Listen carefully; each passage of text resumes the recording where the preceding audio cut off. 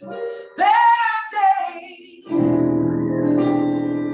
are coming.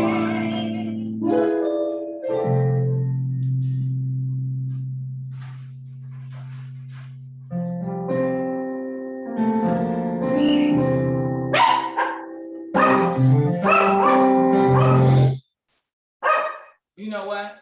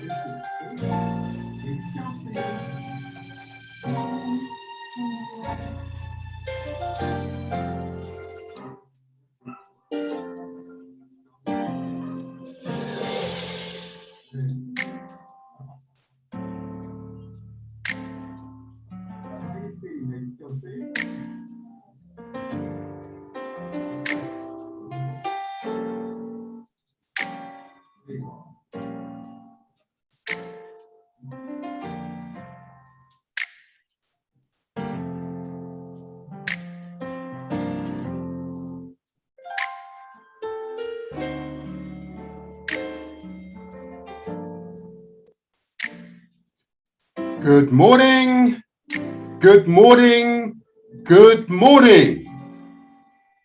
This is the Motivator Show. This morning, not alongside Lady Chelsea. She's feeling a little bit under the weather, but I trust that she will be fine in future weeks, in future months, but she's not feeling well today. So let's give our positive energy. Good morning. Good morning. There we go. Get this right. Let's get the systems right, shall we? There we go. There we go. Let's put it right, shall we? Let's get the systems right, shall we? There we go. There we go. There we go. There we go. And now we're back. Get all the technical problems out the way. So we're back. She's not with us this morning, but let's send her positive messages of good health and prosperity. Okay, so I look out for you, Lady Chelsea. Hope you're doing well. Okay, I suspect she's listening in. Well, we hope so in a way, but you could very well be sleeping right now. So there you are. So it's all good, though. It's all good. It's all good. But let's begin, as we mean to continue in those positive vibes. Let's begin by saying thank you to Ian King, who's taken us from night to day. I say unto you, Ian King, thank you very much for your dedication to the cause to ensure that this station continues 24 hours a day, from night to day. Let me also, of course, give praise and thank you to the Galaxy management, without whom this station would not exist for more than 30 years and counting. I give praise, of course, to Chief Akambabai, to Elder Erakute, to Dr. Man, Abu Ratata, and of course, to that princess, or should I say, Empress of Solutions, Shanice. I give praise to you. Of course, I also recognize Nickel, the most royal, the longest serving presenter alongside the chief on the station. But never forgetting one of our past guests noted to us, Africa's wealth is not in its natural resources, but in the technology that derives from those natural resources. So I want to recognize the engineers who's enabled this station to continue for more than 30 years and adapt to the latest technology. Yeah. I want to give praise to the engineers, because that is where Africa's wealth is, in the brains, the technologies that derive from our natural resources. Yeah, that's where the real wealth is. In other words, we export natural resources to the manufacturing plants around the world. Then they sell it to us at 100 or 10,000 times the price that the raw materials was sent to them. We need to become technologists. We need to become the holders of knowledge.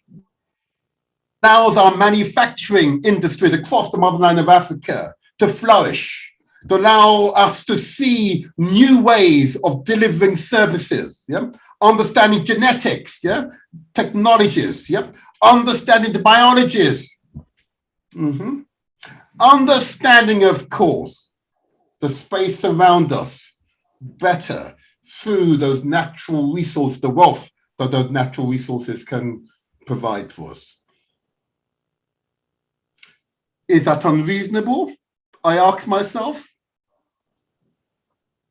Of course it's not. It just takes vision, determination, relentlessness towards those goals. Stop selling the natural resources, only sell the technologies. And Africa would most certainly be a truly wealthy mother continent. Yeah? Anyway, let me not drift too far, because Nsheri was the most inspired African woman, okay, from Nigeria, okay? I hope she's listening. Love to hear from you again. Love to hear from you again, okay? But I can only wish her well, The visionary spokesperson on behalf of the community. Oh, I can only wish her well. What's now important for me to keep proceeding on? And of course, I know that some of you are waiting for me to say this, but I'm now going to go on to the health messages. Why the health messages? Because we don't talk about our health enough. We don't discuss what is making us ill. We don't affirm what is doing us good enough. So let me contribute to that positive dialogue. I ask you to consider the amount of sugar that you're taking into your bodies. Okay, I know you may add a spoon of sugar to your tea and your coffee. Okay, or you consume those so-called soft drinks, which are really just sugary, syrupy thing with the flavoring on top. Yeah. All those cakes and those other things, but they're just really sugar with other flavorings around it. I ask you to consider the amount of sugar you're ingesting and what it might be doing to your body. Not this year, or next year, or next decade, or in decades, 2 or 3 decades. But what are you doing to your body right now? Okay. Some of you say, well, it's absolutely doing nothing, absolutely nothing to me. It's fine, it's not a problem. Others, of course, will recognize, and it most certainly is an epidemic amongst our peoples in the Caribbean and parts of the motherland of Africa. In fact, the problem is one of diabetes. In other words, our ability to process the vast quantities of sugar that we're ingesting, our bodies over time are finding great difficulties. Diabetes and all the other illnesses that come with diabetes. It's a big problem, most certainly amongst Africans in the Caribbean, most certainly amongst Africans in the United States of America, and increasingly so here in Britain as well. And I'm aware in parts of the motherland of Africa where they have access to sugar, it is a problem also. Similarly, salt is another ingredient in our diet that we continue to add in increasing quantities. Not only does salt harden your arteries, it's one of the major causes for hypertension or high blood pressure in the communities. And in our community, high blood pressure is another one of those public health concerns, okay? And I would say to everybody here, think carefully about the amount of salt that you're ingesting into your body, okay? You can do without the vast amount of salt that you're ingesting into your body. Similarly, I ask people to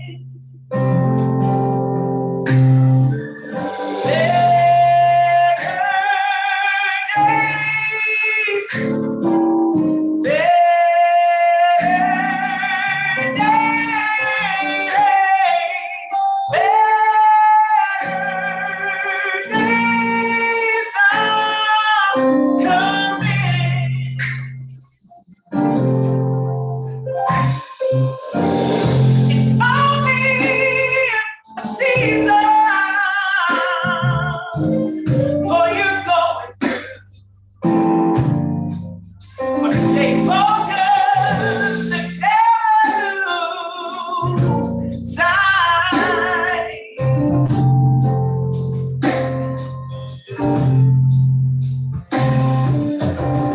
I know people, they don't see the hurt inside,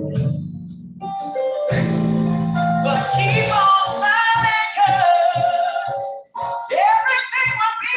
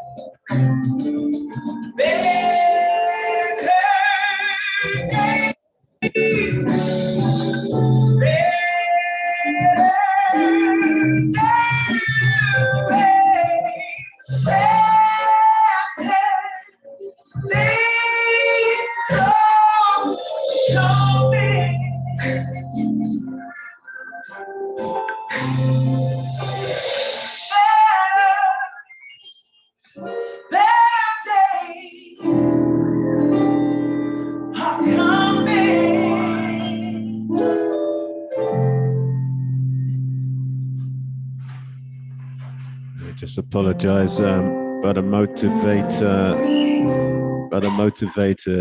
has had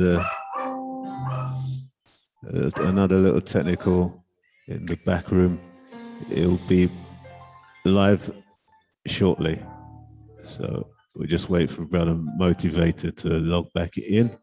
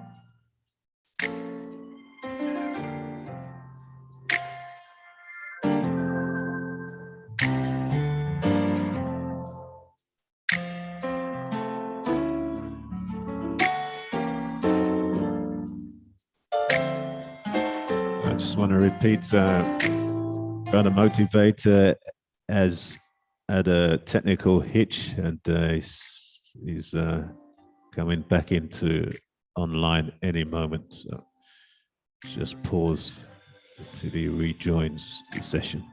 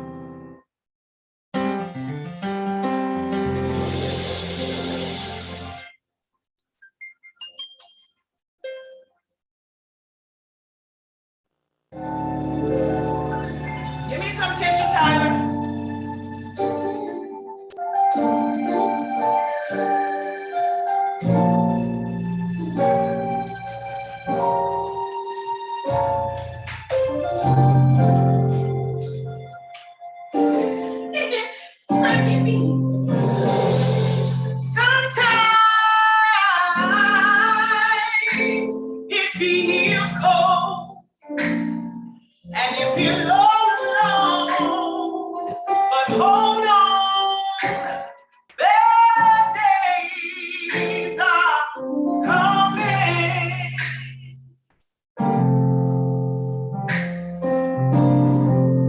It can be rough in this world. I know it ain't easy, but hang on in there. Better days are coming.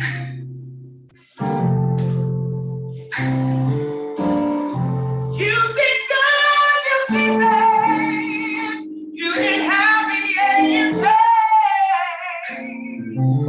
but just remember that better days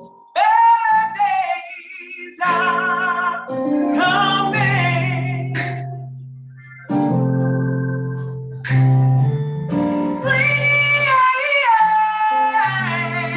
will leave you all by yourself, but don't cry, it comes. Better days are coming. Better days.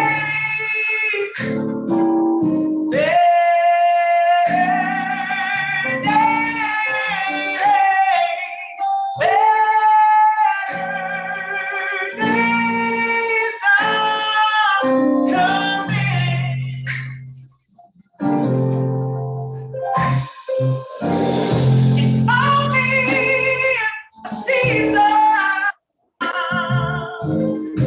you go through, but stay focused and never lose sight.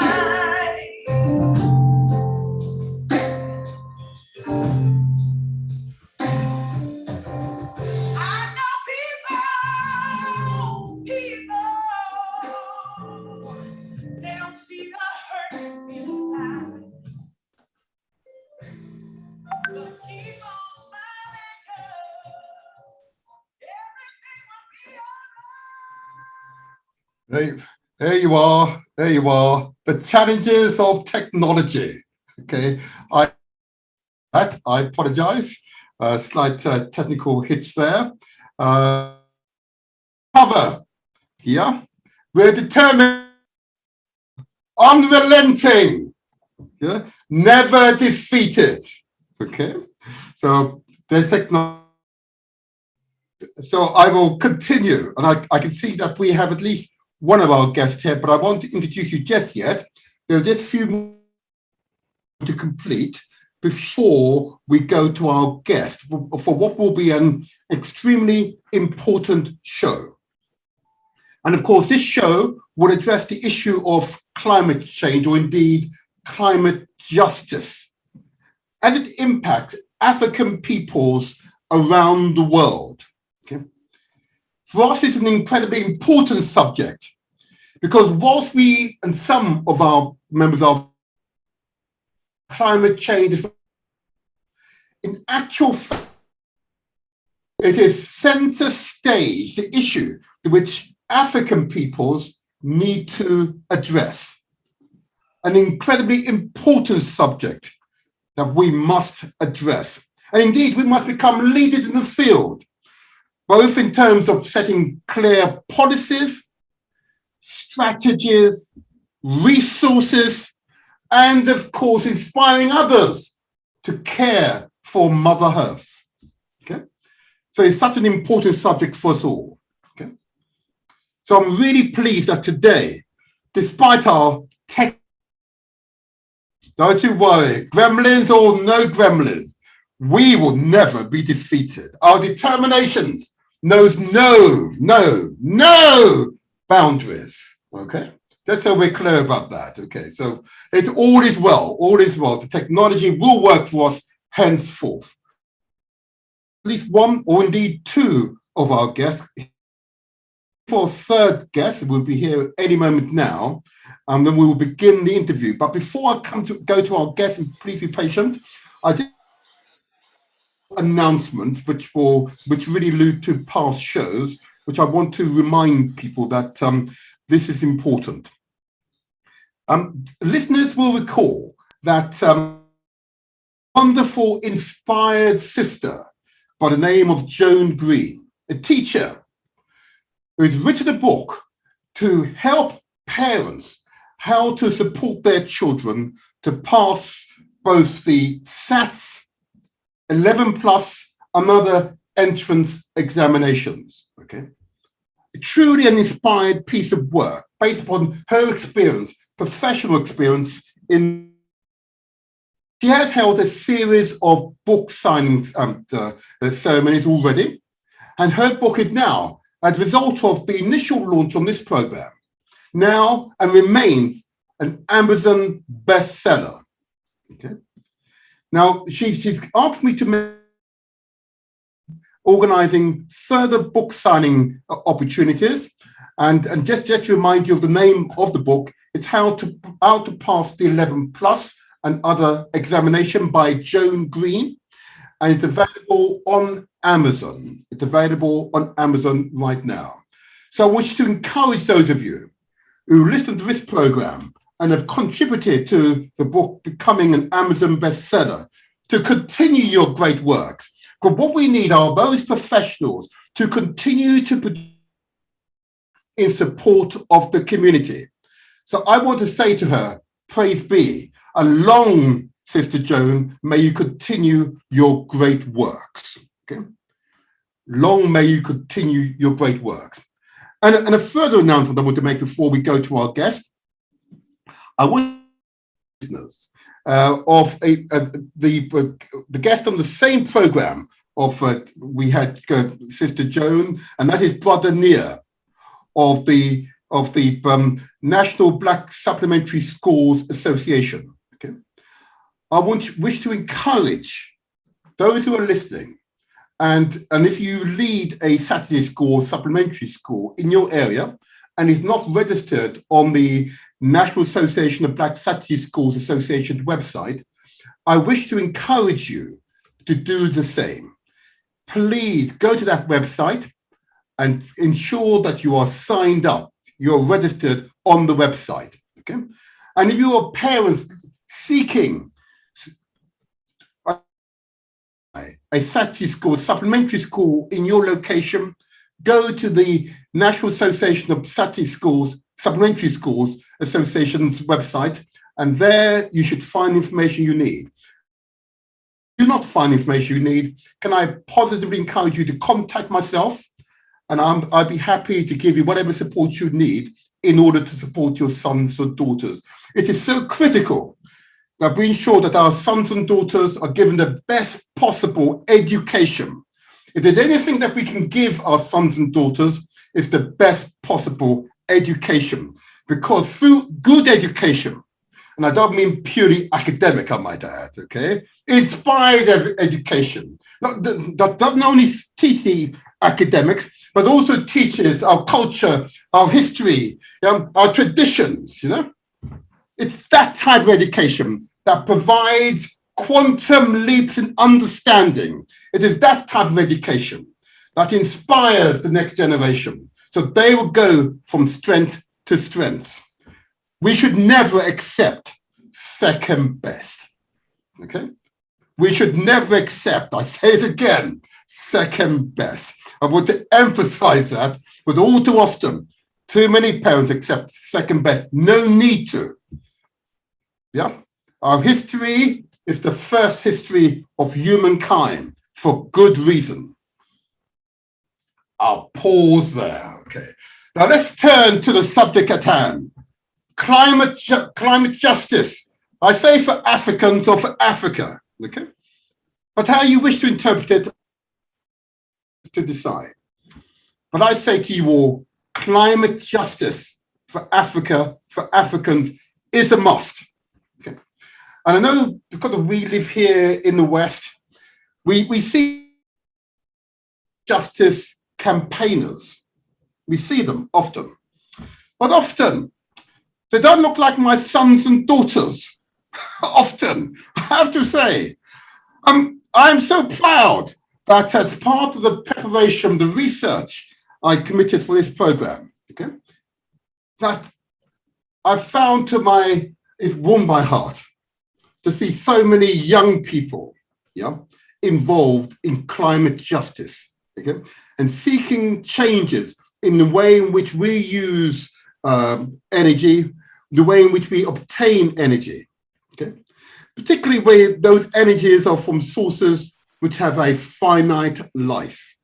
Yeah, Mother Earth is telling us that the abuse for the past 100 or so years we've committed to the planet, we might get our comeuppance very soon if we don't change our ways.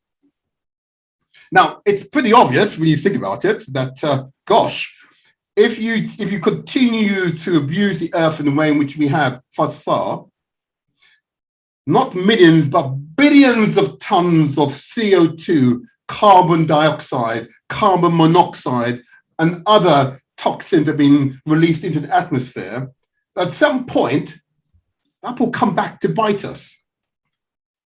It is most certainly doing so.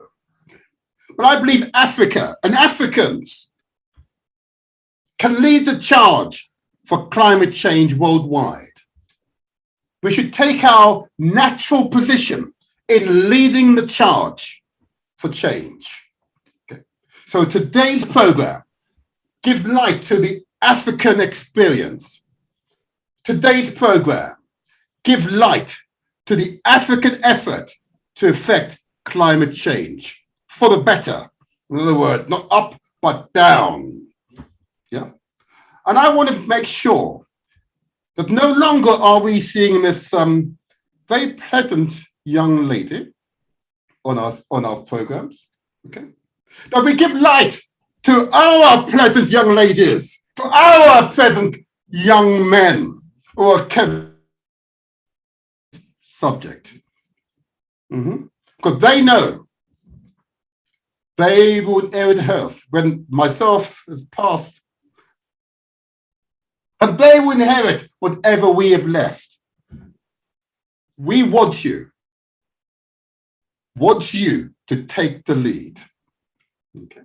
So this program is intended to focus on how and when, what methodologies Africans are using to address change. So I've assembled a number of guests, and I had so many to choose from. But what I wanted to do is take representatives from 3 countries on this occasion, climate change activists right across the motherland of Africa, I might add, you know. But I chose 3 countries which have always demonstrated a certain inspired creativity, whose peoples have always stood out. And whenever there's a real issue of concern from these particular countries, well, personalities just rise up and we listen to them. Represented both from Nigeria, Ghana, and Zimbabwe. Okay. 3 inspired nations, okay, whose leaders increasingly are showing the rest of the world what we must do to address the issue of climate change.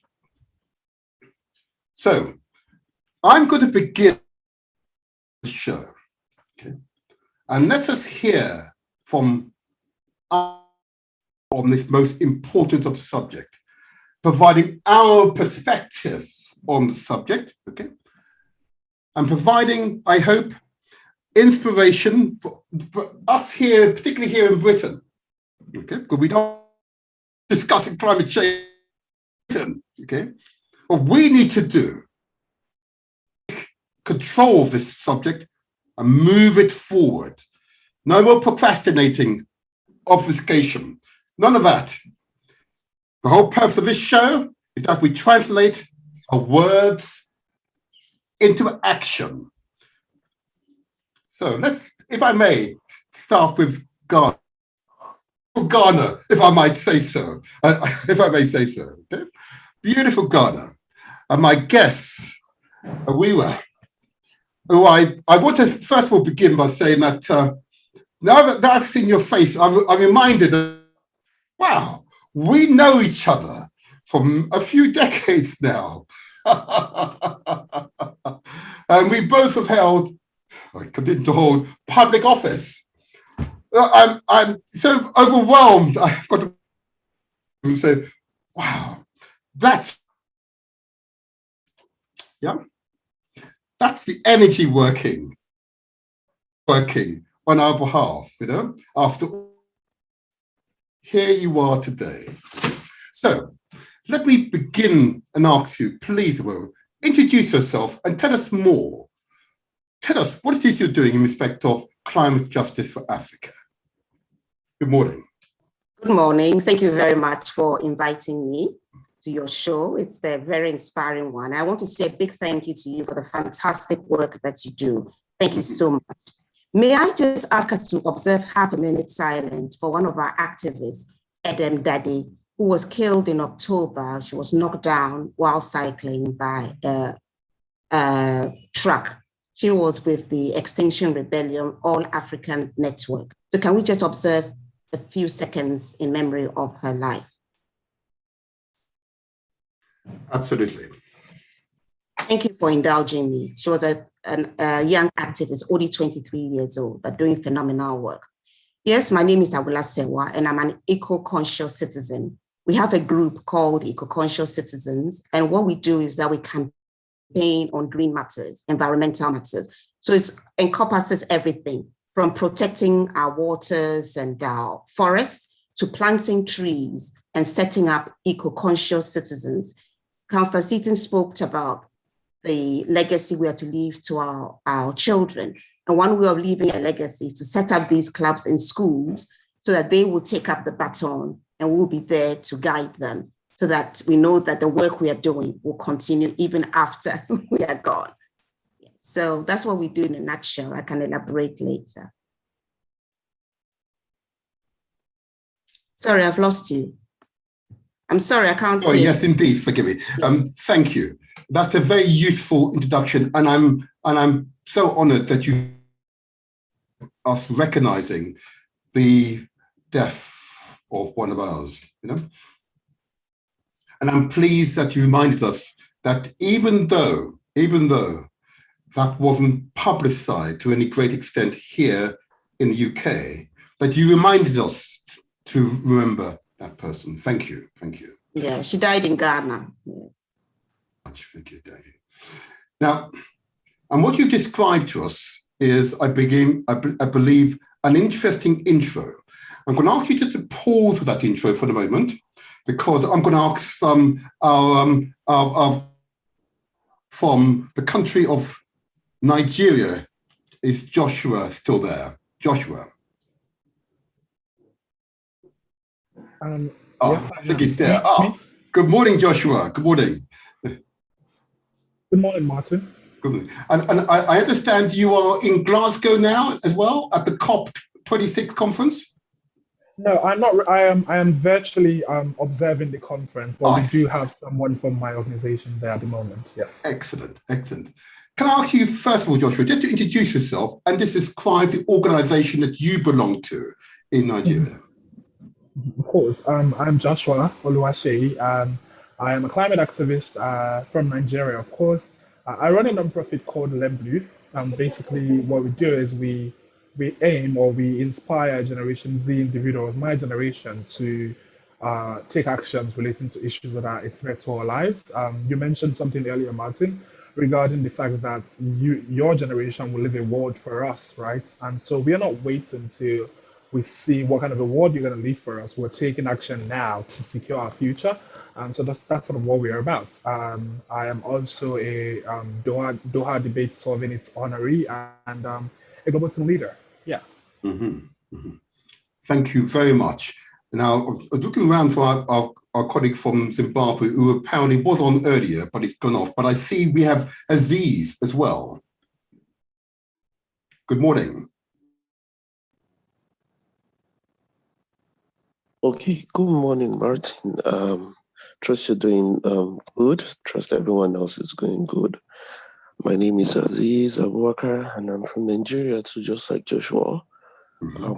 I'm attending the COP26 conference in person in Glasgow. I'm in Glasgow right now. And well, it's been overwhelming. It's been stressful too, moving around and getting to the blue zone and the green zone. So far, what I've gotten to see here in person is how this conference has not really been inclusive. And I've also gotten to see how young people are not at the center really around their discussions in the negotiation rooms. Young people have been kicked out of the negotiation rooms, and I really do think that's, just like Josh said, this is our future really, and then we should be involved. Nothing without us, right? Thank you. Yeah. I'll come back to you, Aziz. I would come back to you because I knew you would. You must forgive me. I'm pleased that you are actually. I'm going to come back to you. There's a few questions I have for you, but you just hang on there. If I may, I'm going to go back to William because I think this could be a really important discussion on what's happening in Ghana. Okay. So if I may ask you, my initial question is, what are the attitudes of people in Ghana to climate change? Do they see it as affecting them, or do they see it as an issue affecting people overseas? You're on mute. Thank you very much. Okay. It's a very interesting question you are asking. Basically, people are in two, or shall I say three camps. There are some who don't really care, but you have a group of people who think that it's elitist. It's just a group of people who are either were abroad or have friends in the diaspora, and they are the ones who have enough to eat, and therefore they have time to worry about other things. But we have the other group of people who understand that Africans, Ghanaians, are the forefront of climate change activism, and that it affects all of us. We can all see the climate changing. It's affecting the farmers, all of us. If we pollute our waters, we will just drive ourselves to extinction. So it's not an elitist thing. It's something that affects all of us. And there are grassroots people who are very much involved. So it's a mixed bag, really. You have those who are involved, those who don't think it's important. That's why we think it's so important to have the clubs in the schools.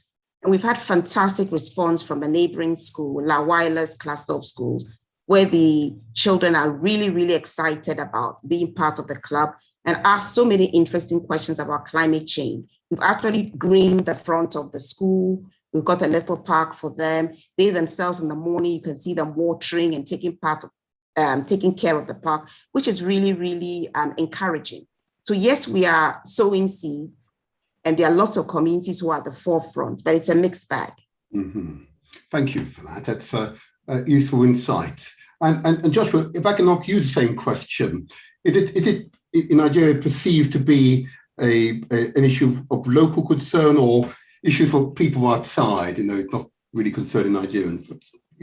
Yeah, thanks, Martin. And like she said, I think we're from West Africa, and I think it's even generally across Africa. There is a sense of there's a divide basically. You've got, again, like she said, the elitist. I think I'm gonna stress on the fact that I don't blame, or better still, I see why there is a divide. In my country, we don't have 24 hours electricity, right? Internet is expensive. You don't have water constant. You don't have food. In a country where you've got 200 million people and about only 10% can eat proper meals every day, climate change comes fourth or sixth or 10th, on the priorities of things that we want to do, which is why it's so sad when I believe that it's at COP26 now, and we're excluded, not just by the leaders of the free world. I'm talking about our leaders. We have our presidency at COP26, or representatives thereof, and they're talking about signing bills and agreements that are going to help Nigeria with climate change. But reality is you cannot fight climate change when basic needs of humans are not met.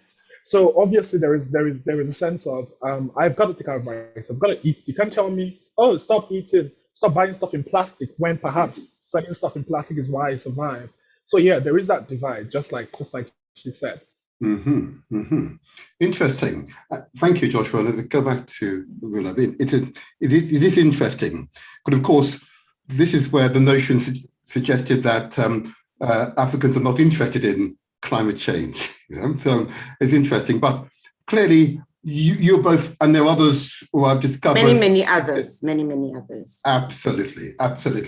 So let me take it to the next step, of course. What do we do about it at a local level? What are the actions that are necessary to mitigate the impact of climate change? Let's take Ghana, for example.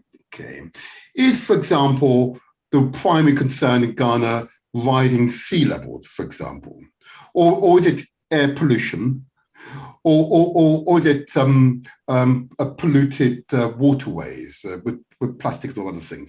Tell us. It's a combination. For example, talking about plastics, we need to let people see that it affects your daily bread. I'll give an example.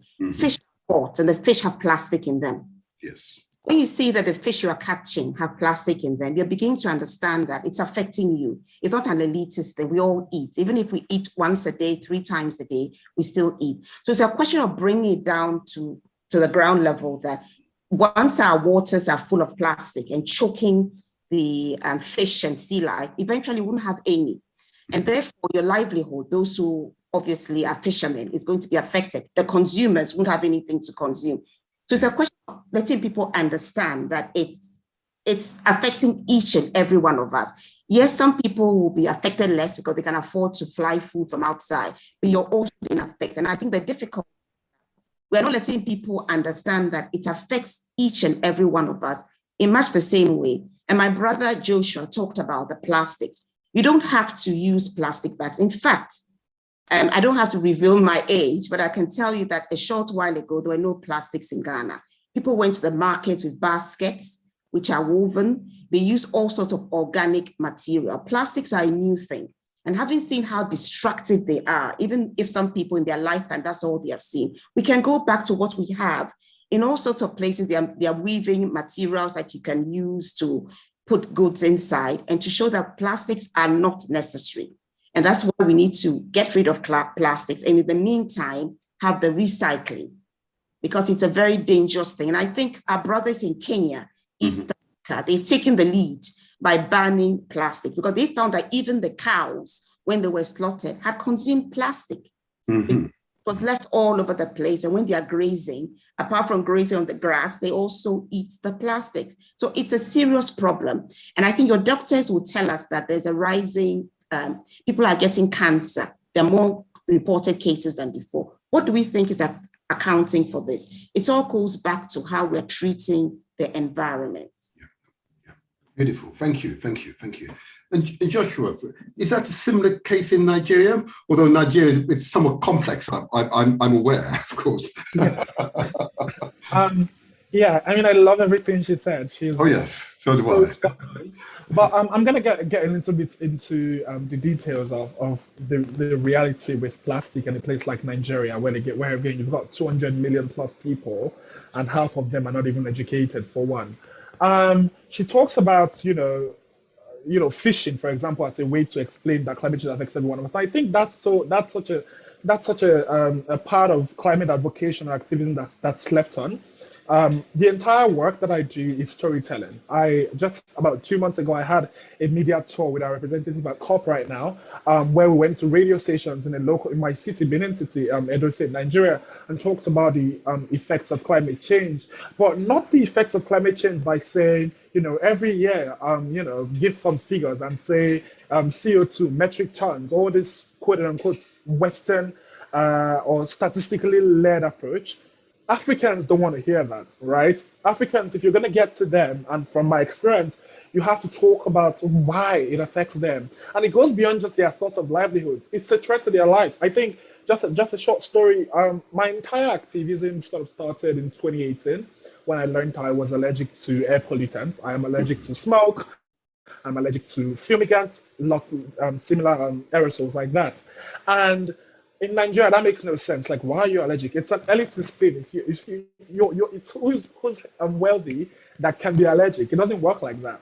So what I've done since then is whenever I want to talk to you about climate change, I'm telling you why it matters. You could have a sibling who is asthmatic, and because of your pollution, because you're burning dirt in open air, they could have an attack, and God forbid, they're dead, right? Or you talk about why blocking your waterways with plastic could lead to flooding, and of course could lead to transmitting waterborne diseases, and of course could lead to fishes eating plastic, which in turn you eat, which of course causes cancer. You get into the detail of why it affects them, not why the government says you should do it, or why it is bad, or why there's a sustainable development goal. It's down to why it affects them. And yes, to answer your question quite clearly, it is a very similar situation in Nigeria. The difference is, however, when I didn't mention people don't care about plastic because they're thinking about what to eat, but I, for one, I use recycled bags, for my waste bin and all that. Wherever there's an option, I try to adapt. But I'm also saying that in a country like Nigeria, we couldn't possibly follow Kenya's lead or East Africa's lead, which is great. You couldn't ban plastic. That the truth is we don't even have enough of a government system in place to effect said bans. You cannot effect a ban on plastic bags in Lagos, which is like the semi-capital of Nigeria, and then try to implement the same strategies in somewhere like the north, where it's way different. The way of life, the culture, everything is so different. So I think that diversity in Nigeria makes it so much harder to realistically create climate policies that work. So oftentimes it comes down to explaining to people in languages that you understand. If it means me speaking a regular pidgin English or Yoruba or Igbo, whatever language, and saying, this is what could happen. Think about your family. Think about your younger ones. You want them to live with this. Or give an example. X got cancer. Y got, something from climate change and environmental pollution related causes. I think that's the way that we can actually move forward in Africa. Just Africans want to relate to what you. Okay. I think we've got most of that. I think your connection might be your connection might be a bit. We don't want to hear stuff like this was a resolution made at a meeting. We want to hear stuff like this is why you should be concerned, because if your dad's a farmer, right? If your dad doesn't stop burning his every year when people harvest plants, they burn the soil, quote unquote, to fertilize it with ash.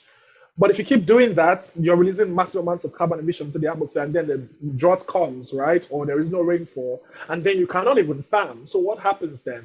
It's this storytelling, I think, that could really work in Africa and make people understand why climate change matters. And I think in my experience, it's been working, right? Talking about climate change, personalizing climate change is a way to go in Nigeria, and I think Africa at large. Yes. Thank you. Let me pause there for a moment, and that's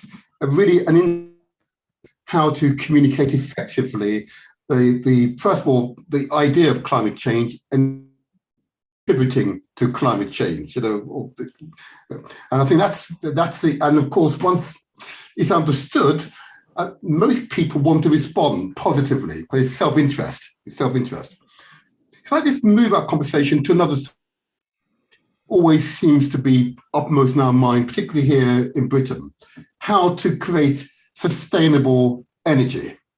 And what are the sources, though, to fully exploit solar, wind, wave, and all these other interesting ways of creating energy? In Ghana, if I may ask you, what do you know from the alternative ways to create energy, but it means you're not burning oil or means of generating electricity or to keep warm? First of all, let me just go back and say that, when we come to how you reach people in Africa, we have to always remember that we are not a homogeneous group. And that it's great that Joshua is doing the storytelling to reach lots of people. People are reached in different ways. That's why you have a bouquet of tools. One person may be reached in one way, one person will be reached in a different way. So it's important to have all the tools and use the tools where they can be better reached. Now, if you look at, for example, talking about Ghana, if the people who are making policy haven't bought into why they should ensure that certain laws are made and enforced, even as you do your storytelling, to let those at the grassroots understand how it's affected them, and it's a matter of life and death for them, you're not going to get very far. You're talking about air pollution. You have those who plan cities. You have residential areas, you have commercial areas, you have industrial areas. If they don't have a clue and they decide that they allow factories into residential areas, then yes, or you allow petrol stations into residential areas, what happens? You are breathing in what you're talking about. There was an article on air pollution killing so many Ghanaians. But the policymakers just continue rezoning, which means you have a residential area. The next minute, it's become a mixed area. And activities take place which are inimical to the health of people. So it's very important to ensure that our lawmakers are educated enough to understand why it's important for everybody. Most of the time, they only think about themselves. So if they're not going to be affected, they really couldn't give a toss that it affects maybe even their brothers and sisters, because the community is me, myself, and perhaps my immediate family. So we need to— Can I just ask though, hold on a second. Your Prime Minister, sorry, yes, President. I believe your Prime Minister, our President, your President, forgive me, is pretty inspired, and he speaks well on the subject, I've noticed. But I mean, I don't want to be disrespectful, but speaking well, and I can say that he speaks, he's extremely articulate, is not what's going to happen. I don't know if you're aware of the Etiwa Forest Reserve. What it says is a fantastic organization known as Erocha Ghana. They found out very early that the government of Ghana intended to mine bauxite in a forest reserve. It's been a forest reserve since 1926. You think that all the past governments did not know that there was bauxite there? There's a reason why they chose not to exploit it, because it's going to destroy the environment, endangered species, and pollute the source of water to over 5 million people. What's our president saying? He speaks very, very beautifully, but he's hell-bent on mining bauxite there. So we have taken him to court. When I say we, Erocha is leading the court action, and myself and others are party to the case. Now, before you can sue the government, you need to file a notice of intention to sue, which we did. And the Attorney General, who you can say the government's lawyer, responded and said, because we drew his attention to what Joshua was talking about, one of the resolutions that were passed in one of the many conferences we spent so much money attending. And they had the audacity to say that they might have signed it, but it hasn't been ratified.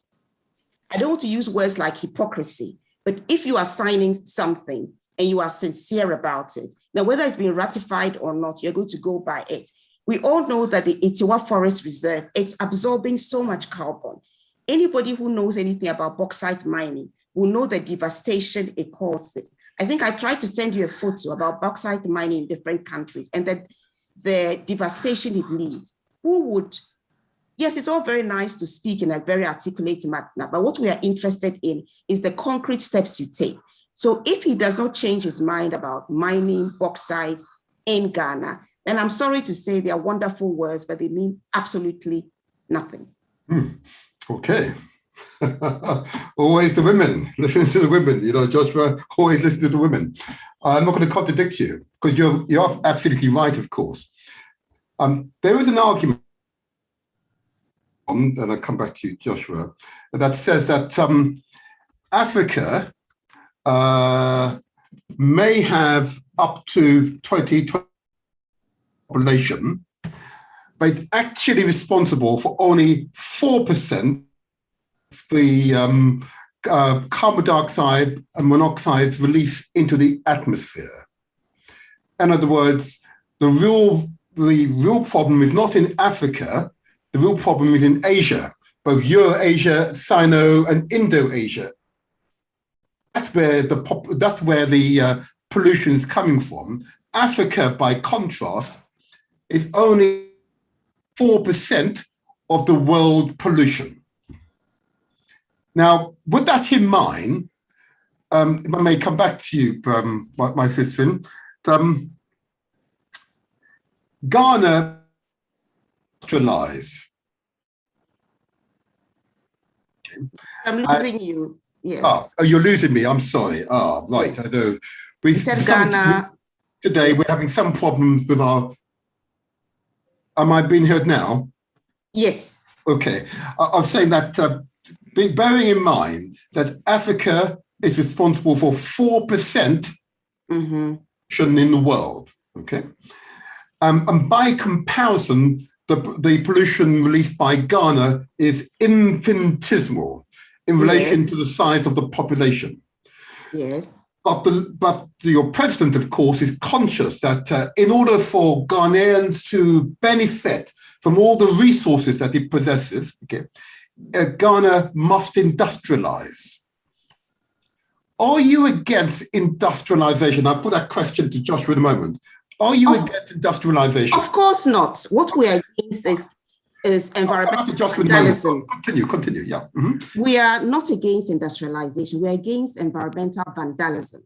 Take Etiwa Forest Reserve, for instance. There is nothing stopping you, and we've been putting the points across, from exploiting the green economy there. You know, you have birds that are almost extinct. You have frogs that are only found in parts of West Africa, Ghana, and Nigeria, and I believe Ivory Coast. And you can do tourism walks. There's so much you can do. This idea that the only way you can industrialize is by causing havoc is really primitive. What we need to do is understand that you can make millions out of the green economy. And I agree 100% that Africa doesn't produce as much of the, carbon.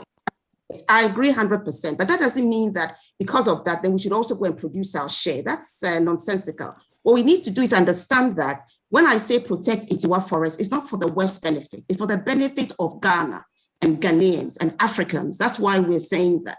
So you can continue making money out of the natural resources that God has endowed you with. But environmental vandalism is what we are talking about. And I'll give you an example. You know, some time ago, certain kinds of surgery, when you were going to have them, you had to stay in hospital for weeks. These days, the technology is such that you can have pinhole surgery. My mom is a nurse, and she was telling me about, when she was nursing, you'd stay this procedure, you'd have stayed in hospital for at least a week. People are now only staying in hospital overnight.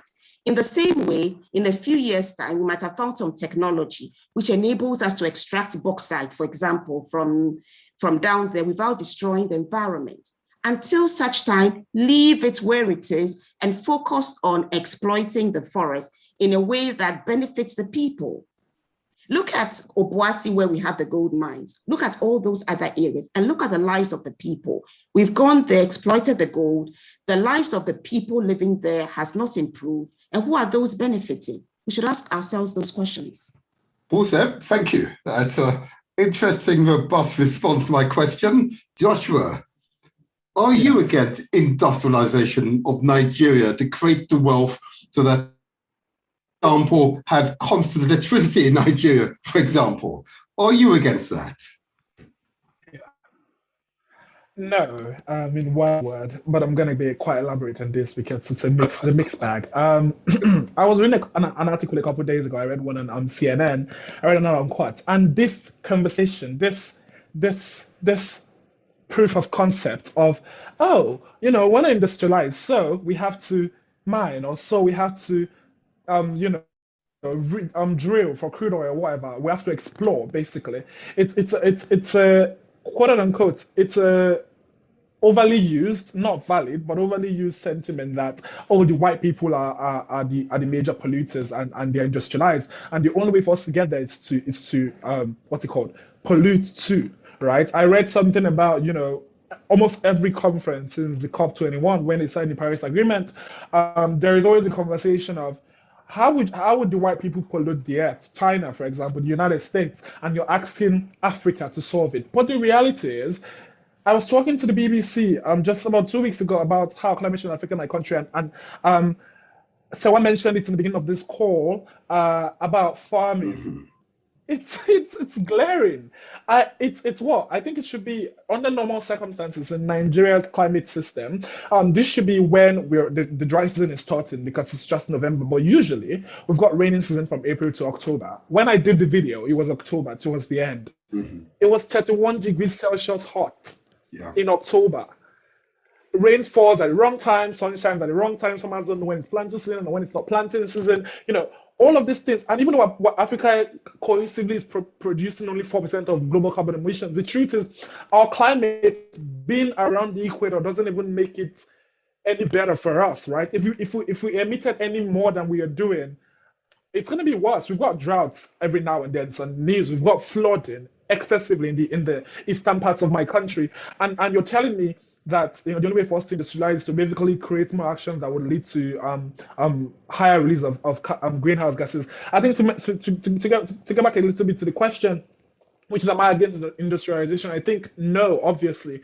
But here is something that Africa misses, and not just Nigeria, I think Africa. They exclude the young people. Nigeria, my country right now, we're having a massive brain drain. I know friends of mine who have left the country within the last 30 days. It's probably more than 100. Oh, I'm going to study abroad, or I'm so much migration into Canada, into the United Kingdom, because these are the climate activists, the innovators, the scientists who are good at what they do, who can prefer solutions, innovative green solutions to problems that we're facing in Africa. But they're leaving because there are no opportunities. Our governments are just hitting on what Sewa said, which hits close to home so much. I haven't heard them say it, but we often go to sign these agreements and not ratify it. What do you even mean by ratifying it? Like, what does that even mean? So you're saying you signed, a human rights issue, for example, or a climate change conserving oceans or heritage, wildlife heritages and endangered species, and then you're coming home to say, oh no, we're a sovereign nation, we shouldn't do that. There is gold or there is diamond here, so we have to mine it. It's against everything that the world should be moving towards. Africa has always been good at, quote unquote, taking the ideas of the West and amplifying it, but somehow, or better still, imbibing it. But somehow, when it's come to climate change and pollution, it's like, oh no, it's not time yet. Like when it came to, there are so many examples, movies, way of life, way we dress, weddings, tradition, how we approach lives. We're very quick to say, oh yeah, that's how it's done in America, or that's how it's done in the movies. And then America says, oh, let's fight climate change. Everybody's like, nah, it's not time. We're not yet industrialized. And I think just to round this off, when I say industrialization in Nigeria, it's very much possible, but also industrialization has almost nothing to do with, quote unquote, breaking into a forest reserve to mine bauxite, for example. A country that cannot produce 24 hours electricity in the 21st century, how do you want to industrialize without power? There is no light. You cannot even produce power with that. We've got like 2 dams in Nigeria. One of them is not working. We've got 1 refinery. They're building another when the world is moving from, crude oil and all of that stuff. And it's like, how do you want to actually industrialize without the basic needs met? And how do you want to industrialize when your smartest and brightest are moving abroad every single day to go offer their solutions to the West, right? So I'm not against it, but realistically, industrialization in Nigeria and Africa generally has almost nothing to do with mining for these rare earth materials. At the very least, not in reserved spaces where you've got wildlife or endangered species. And again, just one last thing. And she mentioned tourism. That is a big industry. Dubai is very different in terms of Nigeria, the landscape. But there are places, Maldives, for example, where they've got beautifully conserved oceans and beaches. There are places in the world where they've got beautiful conserved forests and wildlife, and people pay to go there. There's an entire economy off of tourism. And Nigeria and Ghana, we've got some of the most diverse species of animals endangered in the eastern Nigeria. There's so many reserves, but there is no funding, there is no investment, there is no subsidies being invested into the tourism, because I don't even know who my minister of tourism is. That's how bad it is, So yeah, those are things we could focus on to raise money. We've got massive hits due to climate change, but we could invest that for solar panel or energy creation. But we're not doing that. But we want to instead, go for bauxite or crude oil. It's really unfortunate. So our government needs to do better to learn more, to include us, this young generation. And yeah, take advice and copy or imitate or partner with the West in things that are innovative to ensure our climate is safe. Yeah. I love your passion. In fact, I love both your passions, you know. That's why you're both here. Such passion. And I can assure you with that passion, anything is possible. Yeah, you've got to believe anything is possible, you know. Absolutely. I want to go to Aziz, who's actually at COP26. Aziz, good morning again. Good morning. Can you hear us? Is he listening? Let's see if he can hear us still. Yes, I can. Oh, good. Give us some impression. Give us your impression of what is happening there, particularly from the point of view of Africa. Give us your impression, please. Okay, so we've all been saying earlier in this discussion that Africa is the least contributor to the cause of climate change, yet we suffer the most from its effects, right? Developed countries across the world have historically polluted our environments and have caused, the climate crisis, and we've repeatedly spoken about how this is affecting us in developing countries across, Africa especially. And at COP26 right now, it feels more like the developed countries are the ones really making those decisions right now in the negotiation rooms, because most of them just come and make pledges, but don't eventually turn them into action, right? And I do feel that African countries are also making pledges and the likes, but I think that they are being political and kind of like smart around this negotiation process. Anyways, there has been a lot of pressure in a way on African countries to reach net zero emissions by 2050 or so. So, but really, we didn't know who those that have caused this, right? And that's, we should actually hold those countries accountable, right? Like big polluters like China or the US or India, and European countries too. So yeah, at COP26 right now, majority of the African people, young African people especially, are being left out, and I feel like it hasn't been so inclusive. There's racism going on, where we have white policemen, not allowing Black African people to enter into the venue or kicking them out and stuff like that. Whereas none of the white people have been kicked out.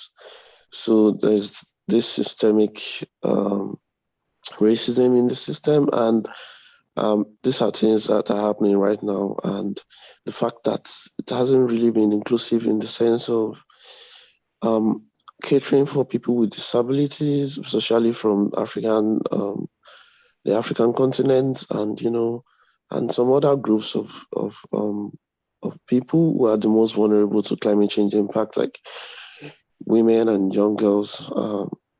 So there are just a lot of issues actually, and I really do think that COP26 right now doesn't look like it's successful. I feel what really happens here within the 2 weeks of COP26 does not really matter. I think that what happens afterwards, the action that are being taken afterwards, are the most important thing. So yeah, we've been hearing this commitment for quite some time now, for decades ago. I mean, this is the 26th UN climate change conference. So we've been doing this for 26 years right now, and we need more of action, and not just developed countries coming to say, oh, we do this and do that.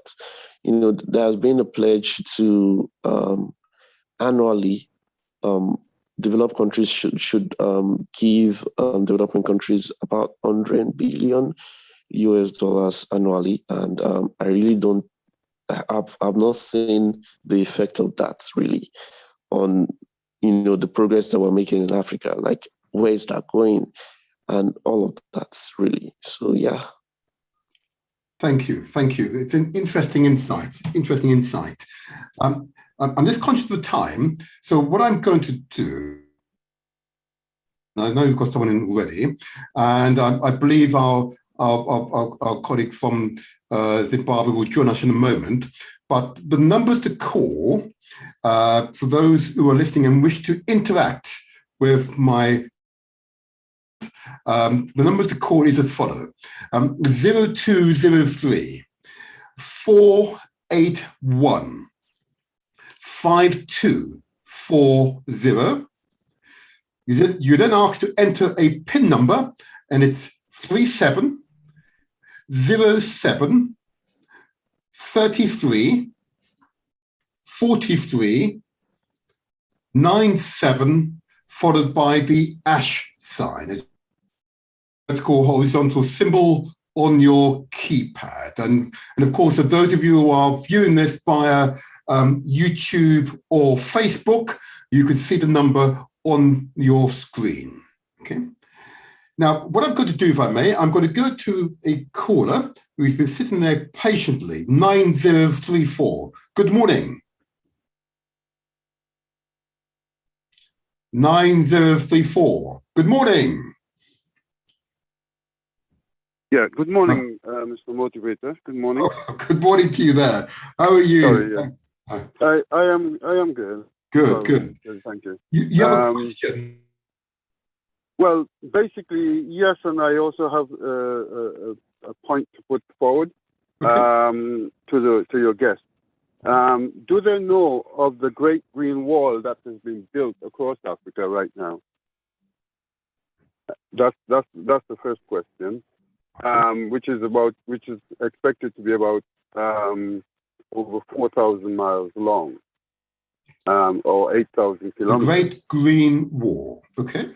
Wall, yeah, which is being built at the moment across Africa. I mean, I'm talking about a wall of trees for the desertification of Africa. I mean, it's a project started in 2017, and it's ongoing at present.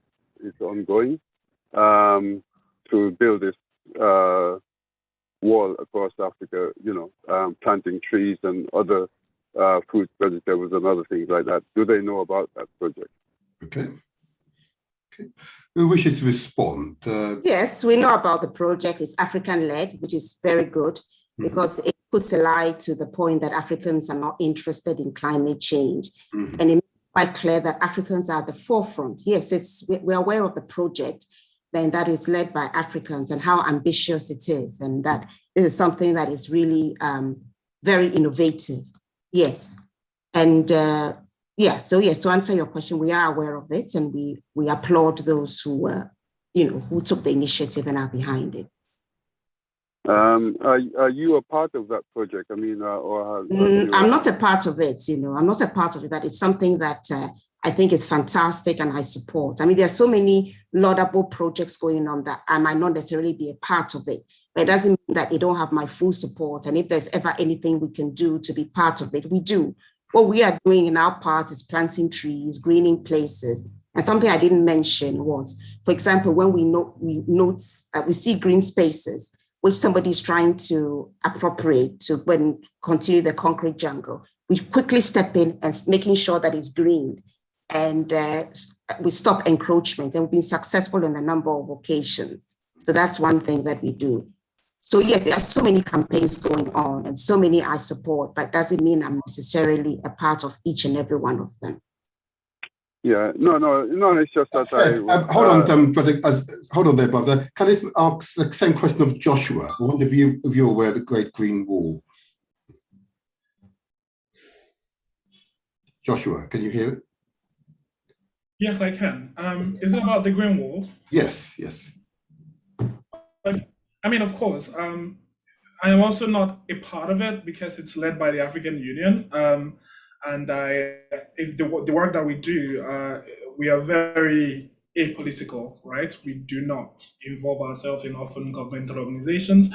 So what we try to do is ensure. Okay, we had something similar to so we had something last year called the One Plan One Family campaign, where during the pandemic, I don't know if you guys read about this, but there was a bit of a joy where, because flying stopped and transportation stopped and industry stopped working, we had reduced just a slight reduction in the amount of carbon emissions for last year. We also had it's been cleaner. We had wildlife in the streets across the West, Europe, and other countries. The temperature was ever so slightly better. So what we launched was basically a campaign where every family, while we're in quarantine during COVID times, to plant a tree and sort of nurture it out of COVID. It could be whatever, as far as it's green, obviously, and as far as it photosynthesizes and traps carbon from the atmosphere. So we do stuff like that, but directly I am not involved with the Great Green Wall Initiative or any government launch project. But of course, again, like Sewa said, it's laudable. But there's obviously this fear with me. Why I don't talk about things like that is it like, who monitors it, right? Who monitors it? I've got a bit of an answer to that question, but I'm hoping, right after this session, I would give a bit of an insight on that. It's relating to what Aziz said as well regarding COP26 and the pledges that are being made but not being followed up. So, yeah. Mm-hmm. Thank you. But did you have another question? Well, yes, because, basically, I just want to make a point. You see, some years ago, this white guy pointed me to trees, the value of trees, and how much money there is in tree developing. As I said, as a child, nobody teaches us that there's value in trees, like cabbage or planting or anything. And had I been given this advice 30 years ago when I went to Africa, by now I would have had the size of Heathrow Airport in trees, because there is a lot of money to be made from trees. And, okay, they take time to grow, but at least 30 years ago, they would have been right now for reaping. And, for every hectare of trees is about 1,000 trees in a hectare. And you're looking at about minimum of, at today's price, is about $200 to $300 per tree. Now, if you think about that, that's a considerable amount of wealth, and these are things that we should be looking at investing in. Across Africa, it's long term, but at the end of the day, it will build a legacy for all future generations to come, And that is what this is some of the things I'm trying to highlight that we should be doing. And I don't know if that is part of their project. Yeah. I've got a question for you, because I'm not sure what you mean by trees are. Obviously trees are valuable to the environment, and plants, fruits and produce from trees are good. But what I'm trying to understand when you say, certain amounts of trees will cost like $2, what do you mean? I need to clarify. Is that felling of trees for processing, or is the tree producing something specific? What I'm saying is, the process of harvesting these trees, does it involve cutting them down? Well, yes. Here they cut trees down, but they plant trees. They replace them every time they cut them down. So there's nothing wrong with planting trees, like timber trees, teak trees, and so forth. I see quite a few people in Tanzania who have planted teak trees. I have started to plant some, but I have not fully gone to the way that they should. But I've seen many people who have planted teak trees. Obviously, when you cut them down, you also will replace them. So it's an ongoing process. It's not a stagnant process. In other words, you're saying it's a sustainable income source. It is because the point is that the people, you can start reaping them at a younger age. From 10 years or 5 to 10 years, because many people use them for propping and other things like that. Mm-hmm. So what I'm saying is there are money in trees. Okay. There are value in trees. And I think we've got that message now. Let's go to Sarah. Yes, go, Sarah. I think people realize that there's value in trees. People do know. In fact, all over Africa, there are places where people are planting trees in order for the wood, for the timber. But I think what Brother Joshua was alluding to is that you have to ensure it's in a sustainable way. Because, for example, a mahogany tree may take about 30 years to grow. So if you don't make sure that there's a proper, sustainable, replacement tree planting going on, you're just going to be left with devastation. I'll give you an example.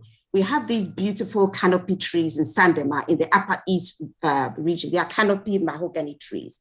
And of course, people know the value of trees and the worth one canopy mahogany tree is. So somebody had the bright idea under the pretext of widening the road to fell the trees, obviously to sell and make a lot of money. And a campaign started, which we robustly supported. We said, this is a no-no. The canopy trees are a part of a tourist attraction. They also provide a shade. You cannot just go and willy-nilly fell them when there's been no replanting had taken place. There's no thing. We're not going to wait 30 years to have them again. So as a consequence of the campaign, the Minister for Roads and Highways came out and said, okay, we're not going to fell your canopy trees. But we're not complacent. They tried to do it behind the scenes and we heard about it. And so far, so good. So yes, a short answer is that I think almost everybody's aware, but we need to do it in a sustainable manner. That is all. I think you're right. But I'm going to pause there, if I may, on that particular question, because it's an interesting one.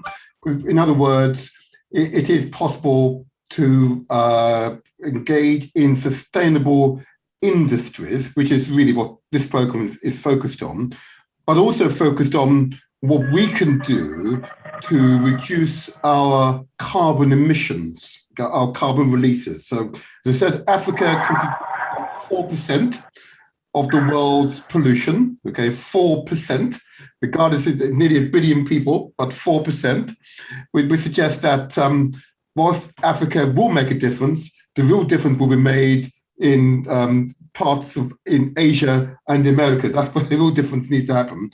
The whole purpose of this program is to really determine what leadership we Africans can take to encourage the rest of the world to think about the future world. Okay. So if I may, in fact, let me start with you, Joshua, this time. Okay. Because I've read your profile. And a truly impressive profile. I don't mind reading it all out again, but a truly impressive profile. Okay, a natural leader, if I may say so. Okay. What do you see your role, taking into account your experience to date, in affecting both policy making in Nigeria, your country, or indeed across the continent, maybe at the AU level or indeed United Nations level? What do you see your role? Do you believe you could make a difference? Yes, I do believe I can make it. I think that's my entire modus operandi. Everyone can make a difference. And I know it's quite cliche now to say, but I'll make a politician out of you any day. You keep saying that, of course. yeah, but the truth is, we say at Lemblue, our tagline, our motto is change begins with you, so anyone can make a difference. So I definitely can, and with the resources that I have. As for what it is that I can do to influence our policymakers at the local level, state level, I think I love how you put it. You talked about influencing my policymakers in Nigeria and then the African Union, and of course the United Nations. It's that hierarchy. You start with you, with yourself. I cannot confidently say I am a climate activist and, because I live in Nigeria, I just pollute my environment. And it doesn't matter. I mean, most of us, our roads are dirty anyway, so I can just throw the island out. I cannot say I'm a climate activist and I see somebody who is not going to beat me up, and I'm clear they would not beat me up, doing something like polluting the environment, and I can't walk up to them and say, don't do that. I have done that several times. And I live in Nigeria, and it's weird for you to talk to somebody who you just met on the bus and say, oh, throwing out that nylon over the window doesn't help anyone and XYZ. It's like you're preaching. It's like you're talking about, something that's foreign. So it's that. And of course, I think you must just try to stay political. The advantage of that is I have more power in my voice. What I do say is not influenced by political affiliations. So I think, as weird as it may sound, one of the advantages of, perhaps I'm not popular, but I think one of the advantages that I've had regarding, being an activist within my country at the very least is I can influence change from a grassroots level. So if I can tell my community that, XYZ is wrong and this politician is not doing well, I can, and what's the word, mobilize people to vote the next politician who's young and who can actually, activate change. And of course, if it trickles down from that, then I bring together even a bigger number of people and go to parliament. I do not strike. I do not protest. It's not my way of activism. I am a storyteller. I tell you, you said I'm passionate. That's how I talk. I talk to you. I want you to understand why it's important. I want you to understand why I'm scared that I would die. I want to understand why pollution is bad for my health and for the health of your cousin who's asthmatic, or why cancer is real and why this person has this disease. That's what I want you to understand. And I think you mentioned something earlier. I think that was Sewa, about like our politicians not thinking about themselves often enough in terms of climate change, right? It's all about money and politicking. But when you can say, even if you run to the United States of America, which they do too often, you're not going to be safe for climate change. When you let them understand that if you run to Europe, you will be affected by climate change. It's not in Nigeria when politicians are sick, they fly to the UK or the US to go treat. If climate change happens, you can't run anywhere. You really cannot. And I think, as weird as it may be, there's a silver lining where Africans, we are not immune to climate change. But if the levels of temperatures we had in Africa happens elsewhere in the UK, if you had 31 degrees, people would burn. It would be a heat wave. So we are sort of braced for it, believe it or not, as much as we're the lowest emitters. But we have this natural, we're adapting to it, we're humans, we're adapting to like climate change, but we're working towards curbing it. And by the time climate change is full blown, and hopefully we don't get there and there's a tipping point, then you begin to see that our governments can no longer run. And if you can explain that to them in a humane level, personalize it, then change can be influenced. And I think that's why I have my power, right? It's not saying, climate strikes, which are great, they have their place, especially abroad. But in my country, where I know as an African, Sewa said, we're not homogeneous people. We are spread. Nigeria has had 250 ethnic groups. You cannot protest to people who speak 7 languages in English. It doesn't work like that. So you need to talk about, why it matters in whatever language you need to get to them. And same with our politicians, explain why cattle rearing in North is not going to be possible with rain. Give examples that they're already droughts and they're having to. Cattle rearing is migrating across to the south, and it's a huge problem in my country right now. You could Google it. So that's why I have power. Really, it's helping. I think advising is the word I would use. Advising the current governments that climate change is of course an issue, and this is why it's an issue, not necessarily data led. And then saying, if you're not going to do anything about it, that's fine. I've got a PVC. I can vote you out. By the next election, I would vote in somebody who could do something better. I think that's where our power lies, in us as individuals, using our voice, using social media to amplify why climate change matters to our health. It's all about health. Brilliant. And the human. I just want to follow up, if I may, before I go to this. You said you do not protest. Interesting. That's an interesting. Why not? It appears to go on the headlines, He's smiling. Why not protest? I don't know about you, but for me, I have a personal. The thing is, for one, climate change is not my story towards climate change. I'm sure you've read my profile. It's not about, I don't know, you just, you saw that, I don't know, you saw the weather was hot and decided to. It's personal, right? Why do I activate? It's because I am asthmatic or allergic or something to air pollution, right? It's the fact that if I do not activate, if I do not talk about air pollution, if I do not, talk about how people could do better with climate change, then anything, and I mean anything could happen to me. I've had several, yesterday, actually, I went out to go get something. While I was walking on the road, it's a regular road within my street, I think 3 vehicles at least that are ill service with terrible exhaust fumes passed my friend, and I had to close my nose and pause my breathing for that time period, right? So that's why I activate. And I think why I don't protest is because protesting is not wrong. Obviously, we have that right. But I understand my community. I live in Nigeria. I live in, it doesn't work, right? Or it might work eventually. It might get, like you said, the headlines. You might get on CNN, you might get on BBC, which is awesome. But the people you need to make change do not listen to you, or they would. We talked about them signing pledges and saying they didn't ratify it. What makes you think them coming on news to say they will talk about solve climate change is actually, solve climate change? So I know for facts, as I've lived in Nigeria my entire life, that me protesting would not make as much impact as me going on the radio and talking to the direct citizens who are the future politicians and saying, this is why climate change matters, right? Protesting is fine. People who do it, they're awesome. I love Greta. I love, Fridays for Future. It's all good. But for me, I feel my power lies in the fact that I can communicate. I'm a passionate person. So I talk to you. When I talk, I transfer my energy to you. Yeah. And I hope that I use that to do something positive for climate change. I can feel your energy. Let me assure you. That's why I said you've got natural power. Okay. So, Sarah, tell us, that same question to you.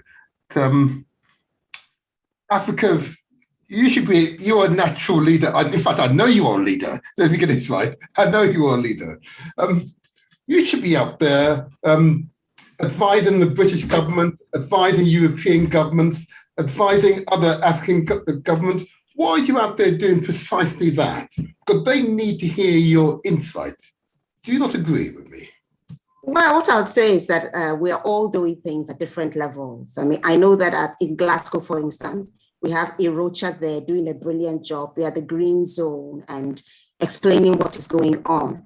I'll just quickly come on the 4% that we produce and to say that 4% is adversely affecting us. Joshua talked about the rains pattern changing. It's affecting all of us. It's affecting farming, it's expecting so many things. So we can't sit idly by and say that, those other nations are doing worse, they've done worse, and they did it to develop, which is true. I'm not discounting that. But we need to understand that if we don't get a grip, worse things will be happening. For example, in the northern region, the sea levels rose so much that crocodiles were coming to people's homes. That has never happened before, but it was happening. And so the MP for that area was inviting the National Disaster Group to come and do something about it. So it's not because we're not doing it for the West, we're doing it for ourselves. And I think we need to get a grip and understand. And I also really want to stress that we have a bouquet of tools and different things work at different levels. Demonstrations do work at certain levels. What Joshua is doing is fantastic because I think storytelling is a fantastic thing to do. And I will make contact with you after this program. But there's and different things work at different levels because people respond to different things. Coming to election times, politicians don't like demonstrations. They don't want to be in the headlines for the wrong reason. So sometimes you do get results. We led a campaign against the government, or should I say the Ministry of Local Government, building an office block on land that was acquired for parks and gardens. Who in his right mind will want to rezone that area to go build a block of office block? But we have managed to stop this from taking place through different means, through writing articles in the papers, through a petition, through several means. We have succeeded in stopping what was to take place in 2019. So different methods work, but I think primarily it's about vision. Yes. It's about vision. And I think each one of us, as Joshua said, can make a difference, starting from where we are. Be the change that you want to see. So I'm not waiting for our president. I'm not waiting for anybody. We are starting eco-conscious citizens. We're doing what we can. And African-American Shirley Chisholm said, don't sit by the sidelines complaining and whimpering. Start implementing ideas, whether it's storytelling, whether it's leading campaigns, whatever it is that you can do, go ahead and you will succeed. But if you just sit there saying that, well, the West has done this. Yes, they've done so much harm. We know that. They didn't start causing harm today, but we are doing it for our own survival. Yes. Beautiful, beautiful, beautiful, beautiful. Can I just, if I may, I see that we may have Perseverance on the line of the mentor group 4. Yes. I apologize that we've got some slight technical problems with yourself. You are based in Zimbabwe, that's right? Yes. Wonderful, wonderful, wonderful. And you must forgive us. We're now in the last 15 minutes, but I know my other two guests will allow me to ask you a few questions whilst we've got you here for these few minutes. Okay. And first of all, welcome to you. Can I ask you, please, just to confirm who you are and the organization that you belong to and what's its purpose? Thank you so much. My name is Perseverance Jalangwe from Zimbabwe. I'm a climate reality leader. I was trained through the Climate Reality Project last year in 2020, virtually. I'm also the United Nations Conference of Youth Country Coordinator for Zimbabwe. Unfortunately, I wasn't able to travel to Glasgow due to lack of funds, but that doesn't stop me from doing the work, my work as an activist or my work as a climate reality leader, because I think I have a role, I have a duty as a youth to engage the other youth in Zimbabwe to join in this environment or climate discourse so that together we can join forces and fight the climate crisis. I'm also the editor for the Community Voices Zimbabwe. Community Voices Zimbabwe is community-based or media organization that covers the rural areas. There's a biasness towards the rural areas because previously in Zim, the media sphere has been pro-urban. So we wanted to venture into the urban area, into the rural areas, so that we try and cover some of the issues that are not being dealt with. For example, climate change. Most people in rural areas are being impacted by climate change, yet nothing is being done, nothing is being reported about these things that are happening. So as Community Voices Zimbabwe, our target is to bring out issues that are happening in the rural areas so that we try and find solutions to these challenges. So it was through this way. You've of course anticipated my next question I put to my other two guests. That is, do local people see climate change as an issue for them locally, or do they see it as being an issue for people overseas and doesn't really concern them? Okay, basing on what I discovered in the rural areas during my line of work, the rural people, the rural communities actually are not aware of climate change. Okay. Yet it is impacting them, but they are not aware that it is climate change. They don't even know what is climate change. So this is where I realized that there was a gap for me as a climate leader, not just as an editor to report on issues, but as a climate leader to also advocate and try and educate these people. Because as the UN blog correctly pointed out, that climate change will not be born equally between the rich and the poor. And so these marginalized communities are left out in terms of education on climate change. So I realized there was a gap here. This is why I started what is called Climate Justice Zimbabwe, which is still a work in progress. I'm in the process of registering it as an organization. But in the meantime, I'm doing what I can through podcasts, through short documentaries, through short videos, so that I try to educate these people on what climate change is and what these people can do. What are the solutions? Because there's a change of weather in Zimbabwe. Right now, I'm seated like in the shed because it is really hot. I'm in the shed right now because it is really hot. I don't even know. Yes, I think the temperatures are around, I don't know, 40, 38 there. So you said I'm educating the rural people so that they adapt to climate change. Sometimes the rain season, usually we knew before that the rain season would start in October, but these days it's a little bit different. Rain starts around December there. So it becomes difficult now for those people to discover when should they plant their crops. So because the rural people, they actually live on these crops. So if they don't get the rains, or if they can't, they don't receive the education on what they can do, then it becomes a challenge. Mhm. So I'm happy last year, was it last year or last year, but when the government initiated what they call, in our language, it is called Pfumvudza.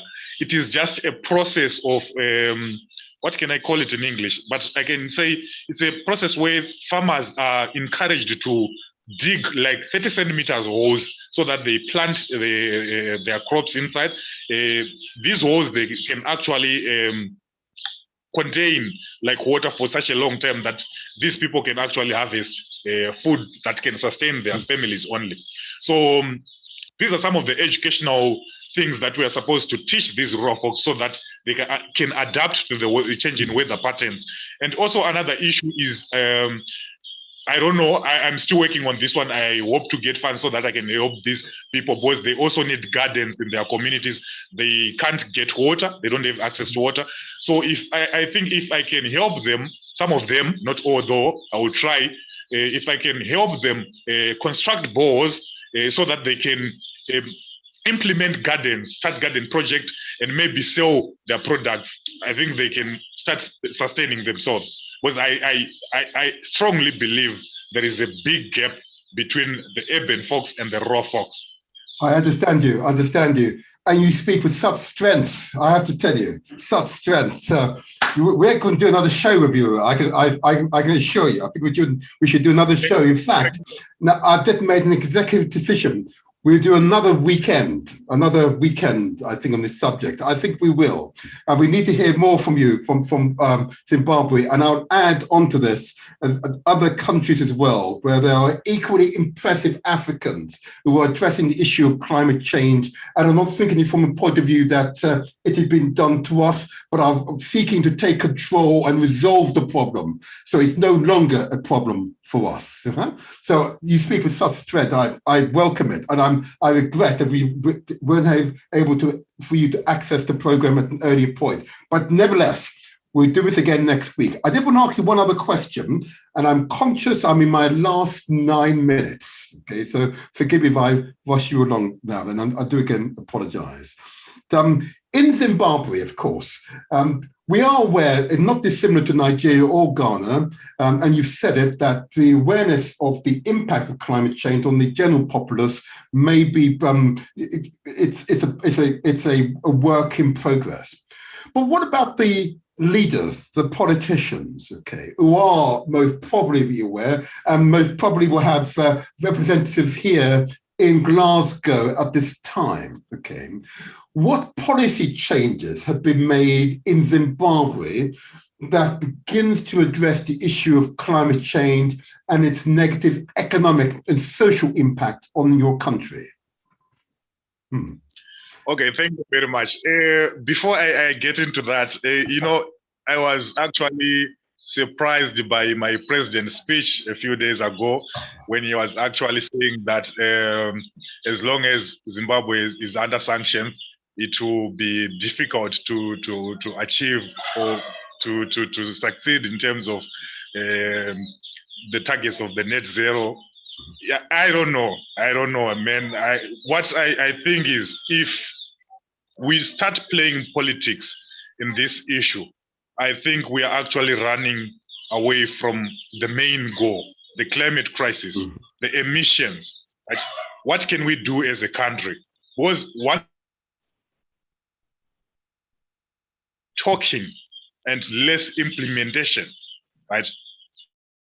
Our connection's a bit uncertain with you at the moment. A few days ago when she was saying, right, your connection, we're losing you momentarily. Okay. Continue. Okay. So I was saying I was listening to Greta a few days ago when she was saying the COP26 has been but what I think is some of our leaders are not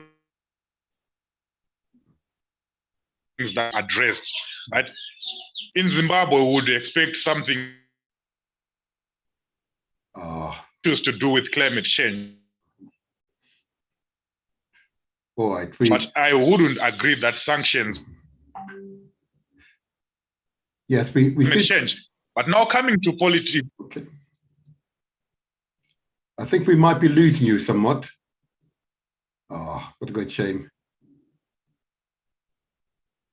Perseverance, I think we may have lost him for the moment. What a great shame. What a great shame.